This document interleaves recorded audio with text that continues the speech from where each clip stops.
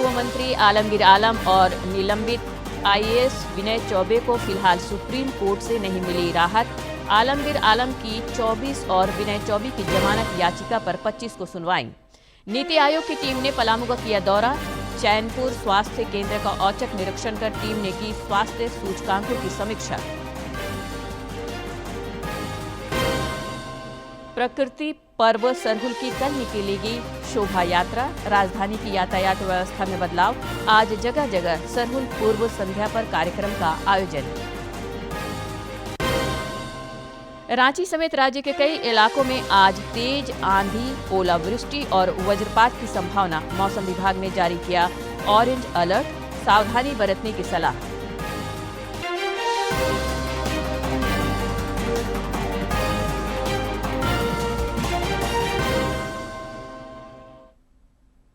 नमस्कार, खबरें झारखंड में आपका स्वागत है। मैं हूं रोज उरांव और अब समाचार विस्तार से। राष्ट्रपति द्रौपदी मुर्मू उत्तर प्रदेश के 3 दिवसीय दौरे पर हैं। इस दौरान राष्ट्रपति ने आज वृंदावन में श्री हित राधा केली कुंज आश्रम में प्रसिद्ध संत प्रेमानंद महाराज से मुलाकात की। इसके बाद राष्ट्रपति ने रामकृष्ण मिशन सेवा आश्रम में ऑन्कोलॉजी ब्लॉक का उद्घाटन किया। इस दौरान उन्होंने संस्थान के कार्यों की सराहना की। निष्ठापूर्वक सेवा कर रहा है। अनेक जनहित के कार्यों के माध्यम से रामकृष्ण मिशन ने यह सिद्ध किया है कि सच्ची निस्वार्थ सेवा और करुणा ही आध्यात्मिकता की वास्तविक अभिव्यक्ति है। देवी और स्वजनों, ये महत्वपूर्ण बात है कि रामकृष्ण मिशन के इस सुपर स्पेशलिटी हॉस्टल में अत्याधुनिक चिकित्सा सेवाओं के साथ साथ कुशल और मानव सेवा के लिए प्रतिबद्ध चिकित्सकों की टीम भी है। ऑन्कोलॉजी ब्लॉक का उद्घाटन आपकी इस सेवा यात्रा में एक विशेष पड़ाव होगा। मुझे बताया गया है कि इस ऑन्कोलॉजी ब्लॉक में कैंसर उपचार की अत्याधुनिक तकनीकी को एक ही साथ पर उपलब्ध कराया जा रहा है।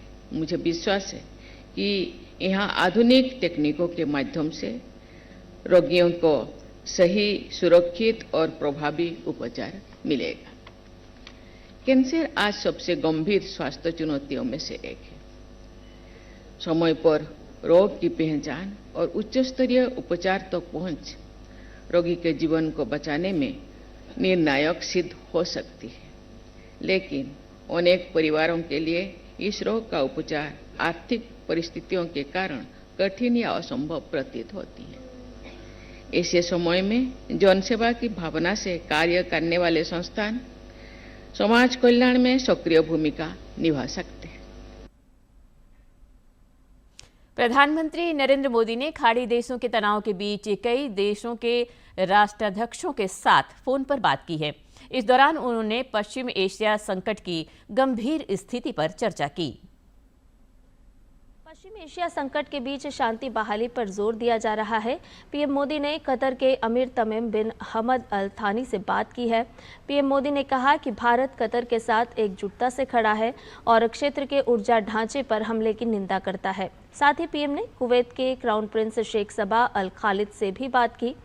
ओमान के सुल्तान हैथम बिन तारिक, फ्रांस के राष्ट्रपति इमैनुअल मैक्रों और मलेशिया के पीएम अनवर इब्राहिम से भी प्रधानमंत्री ने बात की है।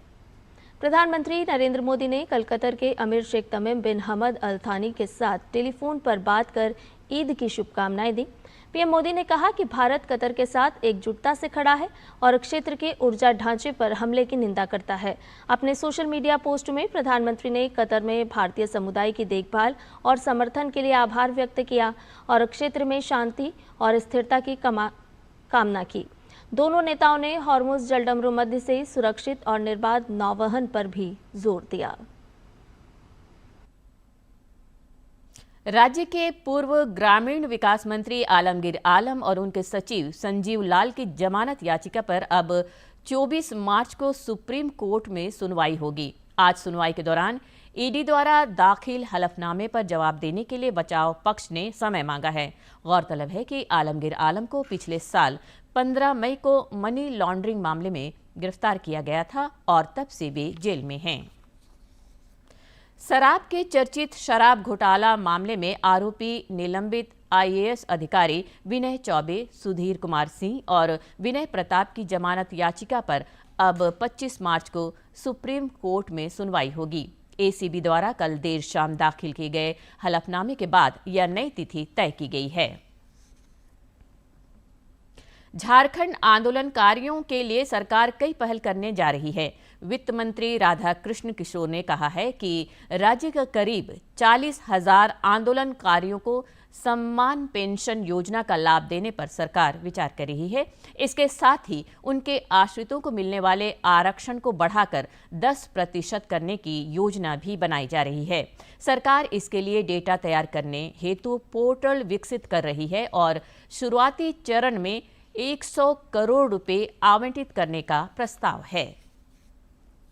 अंतर्राष्ट्रीय हिंदू परिषद के अध्यक्ष प्रवीण तोगड़िया ने कहा है कि हिंदुओं की एकजुटता से ही उनकी वास्तविक ताकत सामने आएगी।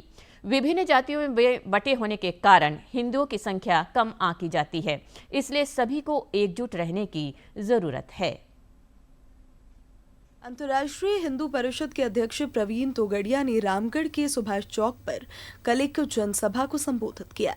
इस दौरान उन्होंने हिंदुओं की एकजुटता पर जोर दिया। लाखों गांव में मंगल शनिवार शाम को हनुमान चालीसा, घर हिंदू सुखी घर, ये करोड़ों हिंदुओं के घरों पर अभियान ले जाएंगे। बाद में पत्रकारों से बातचीत में उन्होंने हिंदुओं की एकजुटता के लिए अपनी रणनीति का खुलासा किया। हिंदुत्व का काम करना हिंदुस्तान में गुनाह नहीं है, ये हिंदू का कर्तव्य है और हिंदुत्व का काम करने वाले कानून को ध्यान में रखकर करते हैं और सभी कार्यकर्ता का सम्मान यहाँ पर होना चाहिए। एक सवाल पर उन्होंने प्रशासन से हिंदुओं की प्रताड़ना और गौ हत्या पर रोक लगाने की अपील की। मेरा विश्वास है कि यहाँ का प्रशासन हिंदू कार्यकर्ताओं का भी सम्मान करेंगे और किसी भी कीमत पर गौ हत्या नहीं होगी। प्रवीण तोगड़िया ने अपने संबोधन के दौरान हिंदू हेल्पलाइन नंबर 02066803300 जारी किया और कहा कि इसके माध्यम से लाखों हिंदुओं की समस्याओं का समाधान किया जा चुका है। रामगढ़ से के तिवारी की रिपोर्ट। हजारीबाग के केरेडारी में कोल परियोजना विस्तार के लिए पूर्व मंत्री योगेंद्र साव का आवास ध्वस्त कर दिया गया है। भारी पुलिस बल की मौजूदगी में हुई इस कार्रवाई का पूर्व विधायक अंबा प्रसाद ने विरोध करते हुए इसे अवैध बताया है। वहीं एनटीपीसी अधिकारियों के अनुसार मुआवजे की राशि सरकारी कोष में जमा कराने के बाद ही यह कानूनी प्रक्रिया पूरी की गई है। पलामू के चैनपुर सामुदायिक स्वास्थ्य केंद्र में आज नीति आयोग की टीम ने औचक निरीक्षण किया। टीम ने मातृ शिशु स्वास्थ्य, टीकाकरण और पोषण जैसे प्रमुख सूचकांकों की समीक्षा की। स्वास्थ्य सेवाओं की गुणवत्ता और रिकॉर्ड्स की जांच के बाद टीम ने बेहतर कार्य के लिए स्वास्थ्य कर्मियों की सराहना की और आवश्यक दिशा निर्देश दिए।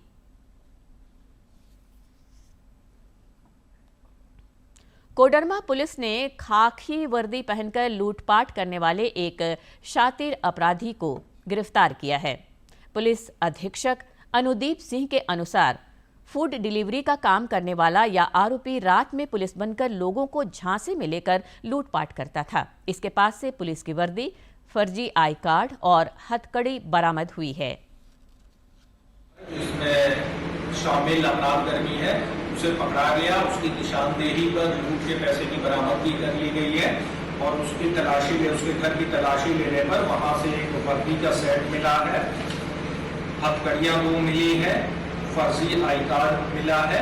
इस व्यक्ति की जो अपराधकर्मी की मोडस ऑपरेंडी थी, गोपाल प्रसाद इसका नाम है, इसकी जो मोडस ऑपरेंडी थी, ये फर्जी पुलिस वाला बन के व्यक्ति को लूटता था। इसके द्वारा एक महापुरुष एक बुजुर्ग से इसी तरह पुलिस वाला बन के घटना की गई थी। उस घटना का भी उद्भेदन हो गया है।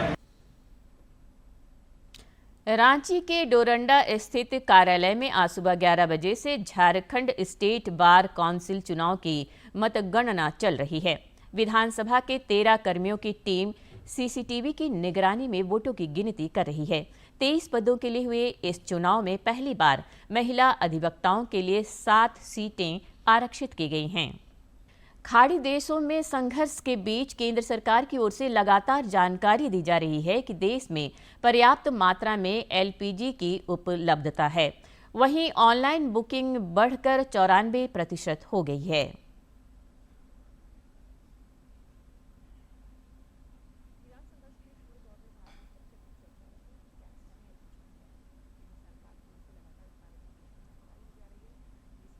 एलपीजी से लदे 2 जहाज शिवालिक और नंदा देवी हॉर्मुज स्ट्रेट पार कर भारत पहुंचे। सरकार लगातार कह रही है कि देश में एलपीजी की कोई कमी नहीं है, सप्लाई भी लगातार जारी है। दिन ब दिन स्थिति और बेहतर हो रही है।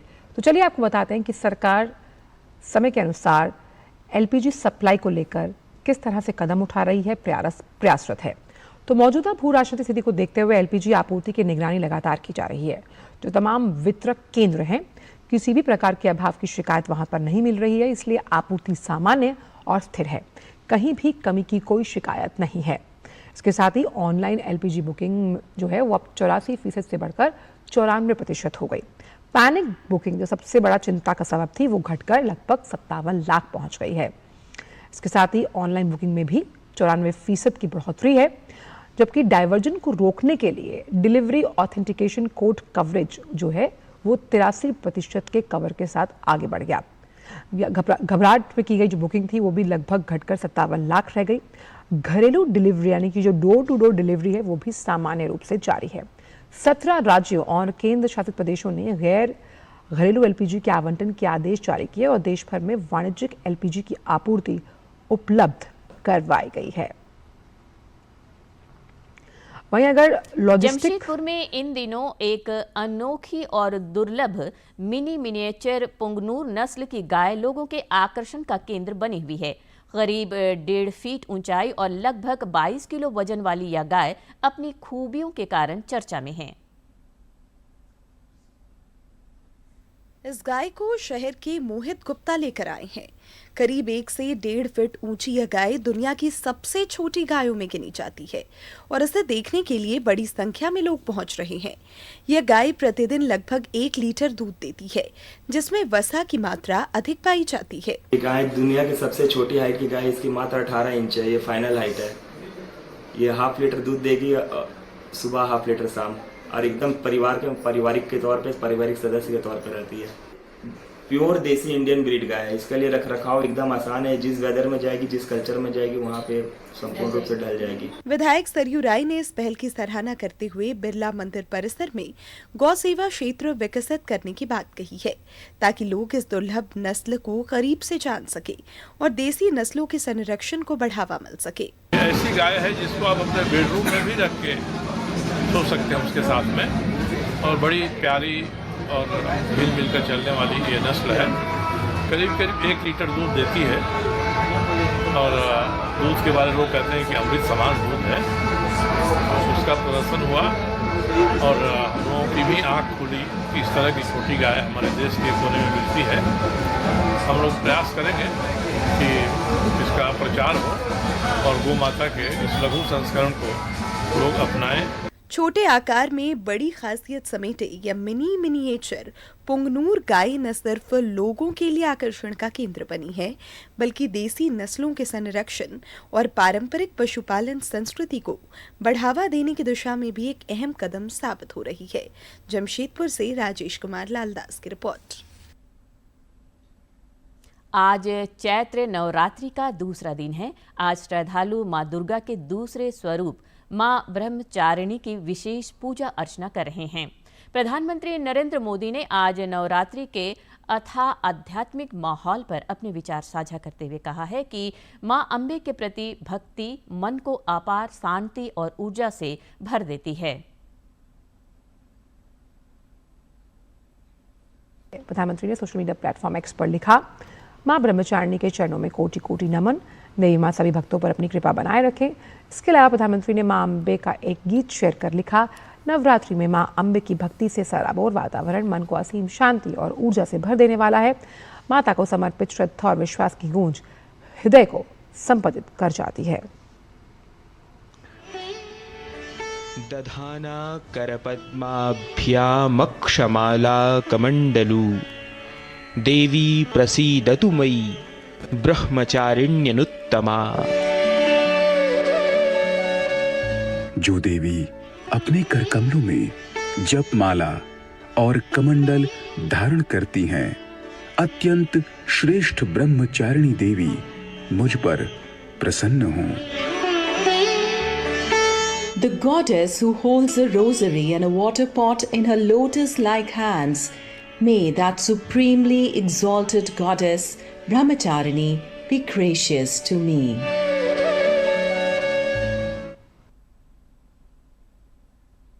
झारखंड के लोक पर्व सरहुल की धूम राजधानी रांची समेत पूरे राज्य में देखी जा रही है।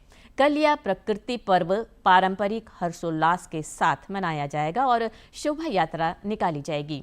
शोभा यात्रा को लेकर रांची में ट्रैफिक व्यवस्था में बदलाव किया गया है और सुरक्षा के व्यापक इंतजाम किए गए हैं। इससे पहले पूर्व संध्या पर जगह जगह कार्यक्रम आयोजित हो रहे हैं। रांची के झारखंड केंद्रीय विश्वविद्यालय में सरहुल पूर्व संध्या का आयोजन किया गया। इस अवसर पर जनजातीय समाज के लोगों ने साल वृक्ष की पूजा अर्चना कर अखड़ा में सामूहिक नृत्य किया। विश्वविद्यालय के assistant professor doctor Ramesh Oraon ने बताया कि यह पर्व पर्यावरण संरक्षण का संदेश देता है। को जागरूक करना कि ये कोई एक डांस वाला प्रोग्राम नहीं है। It's about giving the kind of knowledge, traditional knowledge जो हमें प्रोवाइड करना है शादी के माध्यम से। ये सरहुल पूर्व संध्या के माध्यम से हम ये बताने की कोशिश कर रहे हैं कि आज जो मिलन हो रहा है वो धरती और आकाश का हो रहा है, और ये धरती आकाश के मिलन से ही हमारा जो भी जीवन का संचार होता है। चैत्र शुक्ल तृतीय को मनाया जाने वाला सरहुल पर्व पूरी तरह से प्रकृति से जुड़ा हुआ है। इसमें सूर्य, धरती, साल वृक्ष समेत कई प्राकृतिक संसाधनों की पूजा अर्चना होती है। विश्वविद्यालय के छात्रों ने बताया कि इस पर्व में नए फल फूलों को ईश्वर को अर्पित किया जाता है, उसके बाद उन्हें ग्रहण किया जाता है। शादी विवाह जो हम लोग बोलते हैं, हम लोग भाषा में फगुआ कटाता है। उसके बाद में जब तक हम लोग का ये सरहुल पर्व त्योहार नहीं बीतता है तब तक हम लोग का कोई नया कार्य नहीं होता है। नेचर में सभी नए पत्ते आ रहे हैं, नए नए फूल आ रहे हैं। हम उन्हीं का पूजा करते हैं, उन्हीं के साथ सेलिब्रेट करते हैं। इसी आनंद, इसी उल्लास को लेकर हम लोग यहाँ पे नाच गान रिजढंग करते हैं। बहुत सारा अपना जो वाद्य यंत्र होता है, जैसे नगाड़ा, ढोल, मांदर, ये सब अपना जो वाद्य यंत्र है उसको लेकर के हम लोग अखाड़ा में, है ना, अपना पाहन जो होते हैं वो पूजा अर्पित करते हैं। उसके बाद में सारा अपना कार्यक्रम स्टार्ट होता है, शुरुआत हो। विद्यार्थियों ने जहां पारंपरिक वेशभूषा में वाद्य यंत्रों की धुन पर सामूहिक नृत्य किया, साथ ही पर्यावरण संरक्षण का भी संदेश दिया। छात्रा नैन्सी उरांव ने सरहुल को प्रकृति की उपासना का पर्व बताया। नियम है हम लोग का कि नया फूल आएगा और सरहुल मनेगा, तो नया फल पौधा सब इसी समय में आता है, इसलिए हम लोग सरई फूल का महत्व सरहुल में रखते हैं। और हम लोग यहाँ पे जब पूजा होता है तो उसका ज़्यादा महत्व है कि यहाँ पे कान में लगाएंगे, यहाँ टीका लगाएंगे। यहाँ पे सरहुल पर्व मुख्य रूप से प्रकृति, परंपरा और उल्लास का पर्व है, जो हमें पर्यावरण संरक्षण का संदेश तो देता ही है, साथ ही नए साल के आगमन का भी प्रतीक है। रांची से सहयोगी सौरभ के साथ प्रणय प्रबोध की रिपोर्ट। मौसम विभाग ने आज रांची, गुमला और खूंटी समेत कई इलाकों में तेज आंधी, ओलावृष्टि और वज्रपात की संभावना व्यक्त की है। मौसम की स्थिति को लेकर पूरे राज्य के लिए ऑरेंज अलर्ट जारी किया गया है। विभाग ने लोगों को खराब मौसम के दौरान सुरक्षित स्थानों पर रहने और पेड़ों या बिजली के खंभों से दूर रहने की सलाह दी है।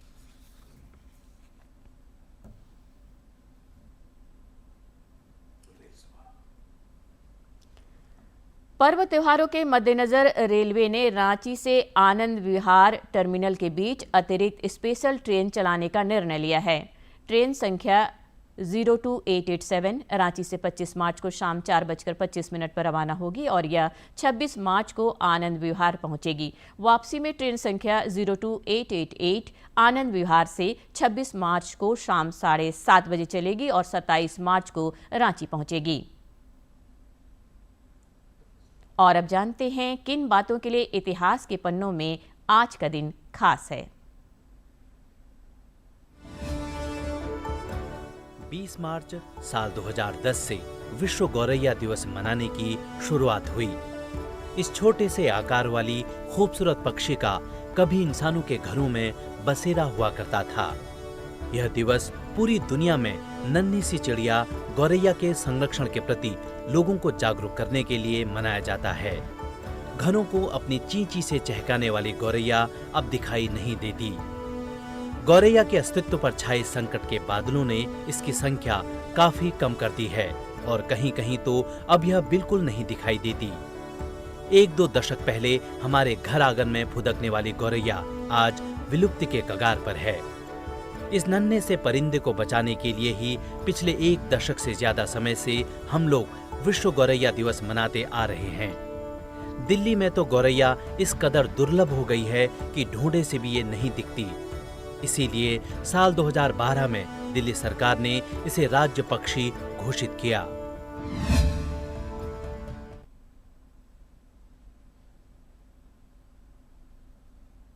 भारतीय टीम इंग्लैंड के अपने व्हाइट बॉल टूर से पहले जून में आयरलैंड के खिलाफ T20 सीरीज खेलेगी। यह series ICC future tours program का हिस्सा नहीं है, लेकिन यह भारत के लिए इंग्लैंड दौरे से पहले वार्म अप का काम करेगी। अंतर्राष्ट्रीय सीरीज के लिए आयरलैंड का दौरा करेगी। आयरलैंड के हाई परफॉर्मेंस निदेशक ग्राहम वेस्ट ने इस सीरीज की पुष्टि की है। भारत 20 जून को खत्म होने वाली एक टेस्ट और 3 मैच की वनडे सीरीज के लिए अफगानिस्तान की मेजबानी करेगा। इसके बाद भारत 1 जुलाई से 19 जुलाई तक 5 T20 अंतर्राष्ट्रीय और 3 वनडे खेलने के लिए इंग्लैंड जाएगा, जबकि आयरलैंड सीरीज इंग्लैंड सीरीज से पहले होगी। ग्राहम वेस्ट ने कहा है कि भारत के साथ होने वाली ये सीरीज उनकी आने वाली गर्मियों की योजनाओं का हिस्सा है।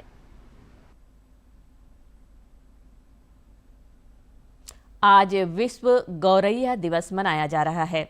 विश्व गौरैया दिवस की शुरुआत वर्ष 2010 में पक्षी संरक्षण संगठन नेचर फॉरएवर द्वारा की गई थी। इसका मुख्य उद्देश्य गौरैया की तेजी से घटती संख्या के बारे में लोगों को बताना और उनके संरक्षण के लिए कदम उठाना है। भर में वर्ल्ड स्पैरो डे मनाया जा रहा है। इसका मकसद है लोगों को गौरैया के महत्व और इसके संरक्षण के लिए जागरूक करना। गौरैया, जिसे अंग्रेजी में हाउस स्पैरो कहा जाता है, सदियों से इंसानों के साथ रहने वाला पक्षी रहा है। घरों की छतों, खेतों, बाजारों और गलियों में इसकी मौजूदगी कभी आम बात हुआ करती थी, लेकिन बदलते शहरों के साथ इसकी संख्या लगातार कम होती जा रही है। पर्यावरण विशेषज्ञों के अनुसार गौरैया केवल एक साधारण चिड़िया नहीं है, बल्कि यह पर्यावरण के संतुलन में महत्वपूर्ण भूमिका निभाती है। यह बड़ी मात्रा में कीट खाती है, जिससे कीड़ों की संख्या नियंत्रित रहती है। साथ ही बीजों के फैलाव और परागण की प्रक्रिया में भी इसकी अहम भूमिका मानी जाती है। गौरैया की घटती संख्या के पीछे सबसे बड़ा कारण तेजी से बढ़ता शहरीकरण माना जा रहा है। पहले घरों की छतों और दीवारों में छोटे छोटे छेद और जगहें होती थी, जहां यह आसानी से घोंसले बना लेती थी। लेकिन आधुनिक कंक्रीट और कांच की इमारतों में ऐसी जगहें लगभग खत्म हो चुकी हैं। इसके अलावा प्रदूषण, बढ़ता शोर, कीटनाशकों का इस्तेमाल और बदलती जीवन शैली भी इसके लिए चुनौती बनते जा रहे हैं। पहले घरों और बाजारों के आसपास अनाज के दाने आसानी से मिल जाते थे, लेकिन अब पैक्ड फूड और बंद स्टोरेज के कारण इनके भोजन के स्रोत भी कम हो गए हैं। गौरैया के संरक्षण को लेकर दुनिया भर में जागरूकता अभियान चलाए जा रहे हैं। वर्ल्ड स्पैरो डे की शुरुआत 2010 में भारत से हुई थी और आज यह 50 से अधिक देशों में मनाया जाता है। दिल्ली में तो गौरैया को राज्य पक्षी का दर्जा भी दिया गया है। विशेषज्ञों का मानना है कि छोटे छोटे प्रयास भी गौरैया को बचाने में मदद कर सकते हैं। घर की बालकनी या छत पर पानी का बर्तन रखना, बाजरा या चावल के दाने रखना और घोंसले के लिए सुरक्षित जगह उपलब्ध कराना, ये सरल कदम गौरैया के लिए सहारा बन सकते हैं। गौरैया सिर्फ एक पक्षी नहीं बल्कि हमारे आसपास के पर्यावरण की सेहत का संकेत है। ऐसे में 20 मार्च को मनाया जाने वाला वर्ल्ड स्पैरो डे हमें यही याद दिलाता है कि इस छोटी सी चिड़िया को बचाना दरअसल हमारे अपने पर्यावरण को बचाने की दिशा में एक महत्वपूर्ण कदम है।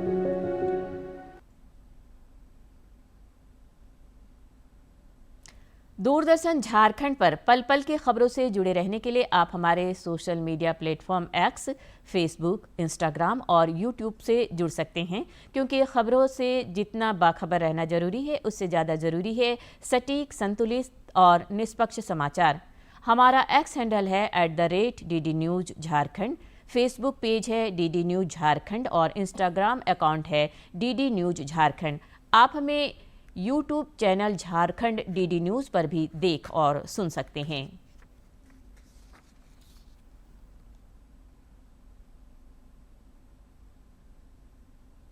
अंत में मुख्य समाचार एक बार फिर।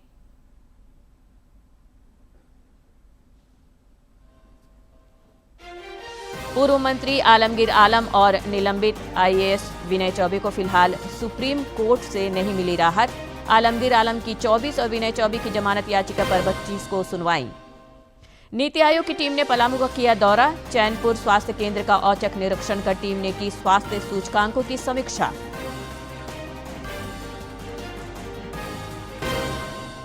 प्रकृति पर्व सरहुल की कल निकलेगी शोभा यात्रा। राजधानी की यातायात व्यवस्था में बदलाव। आज जगह जगह सरहुल पूर्व संध्या पर कार्यक्रम का आयोजन।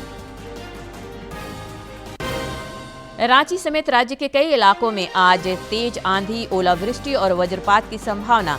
मौसम विभाग ने जारी किया ऑरेंज अलर्ट, सावधानी बरतने की सलाह।